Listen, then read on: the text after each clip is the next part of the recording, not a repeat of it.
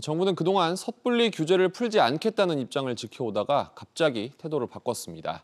그만큼 상황이 다급하게 돌아가고 있다는 의미로 볼 수 있는데 전방위적으로 규제를 풀었지만 과연 효과가 있을지는 미지수입니다.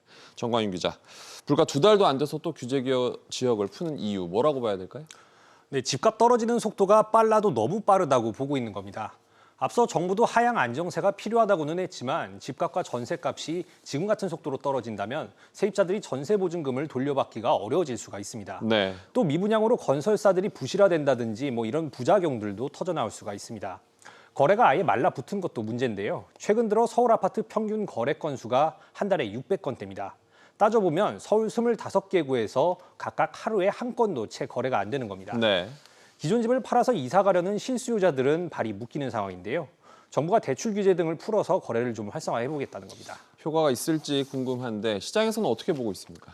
네, 별 영향이 없을 것이라는 게 전문가들 의견입니다. 결국에는 근본적으로 금리를 이길 수가 없다는 건데요. 들어보시죠. 네.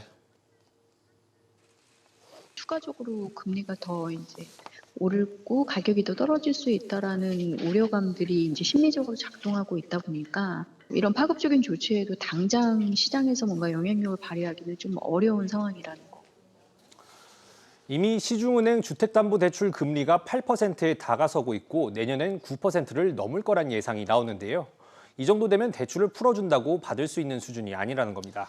일부에서는 규제를 더 풀어야 한다는 얘기도 있던데 이유가 뭡니까? 네, 지금 같은 침체기에 굳이 규제로 묶어둘 필요가 없다는 겁니다. 들어보시죠. 네.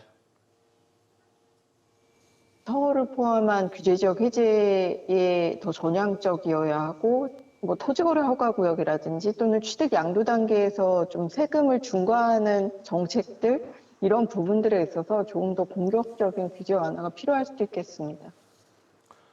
정부는 서울의 규제 지역 해제는 파급 효과를 감안해 단계적으로 풀겠다는 방침인데요. 다만 전문가들은 결국 금리 인상 국면이 끝나야 상황이 다소 달라질 수 있다고 보고 있습니다. 문제는 금리라는 얘기군요. 정 기자, 잘 들었습니다.